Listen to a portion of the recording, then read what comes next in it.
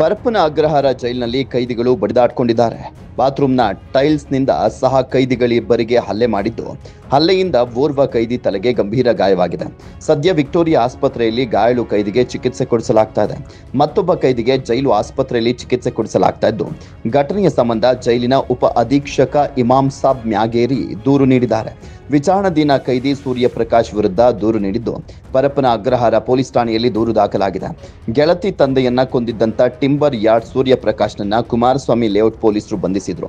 ಜೈಲಿನ 1ನೇ ಬ್ಯಾರಕ್ನ 2ನೇ ಕೊಠಡಿಯಲ್ಲಿದ್ದಂತ ಆರೋಪಿ ಸೂರ್ಯಪ್ರಕಾಶ್ ಬುಧವಾರ ಮಧ್ಯಾಹ್ನ ಊಟದ ಸಮಯದಲ್ಲಿ ಸೂರ್ಯಪ್ರಕಾಶ್ ಹಾಗೂ ಸಹ ಕೈದಿ ಆನಂದ್ ನಡುವೆ ಜಗಳ ಶುರುವಾಗಿದ್ದು, ಈ ವೇಳೆ ಬಾತ್ರೂಮ್ಗೆ ಅಳವಡಿಸಿದ್ದಂತ ಟೈಲ್ಸ್ ಕಿತ್ತುಕೊಂಡು ಆನಂದ್ ತಲೆಗೆ ಸೂರ್ಯಪ್ರಕಾಶ್ ಹೊಡೆದಿದ್ದಾನೆ.